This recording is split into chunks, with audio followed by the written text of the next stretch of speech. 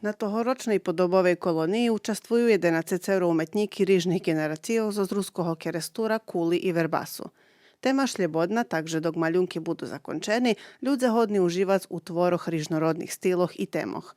Organizatori obezpečali platna, farby a na koncu maľunky dostanú i svoje ramy. Umetníky še dosta odvoluju.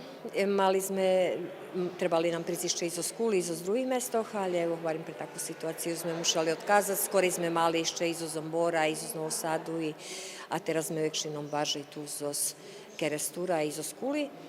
Ale nije problem ani to, mi ľudzoch máme i uvalali išće máme, može budzi novih, treba veľo veci uključovati, ali volim da nam situacija baži dopušća. Dneska se robi, da pombeska se bude doma, môžu pozakončovať za mjesec dní do 9. novembra a výstavu plánujeme za 28. december.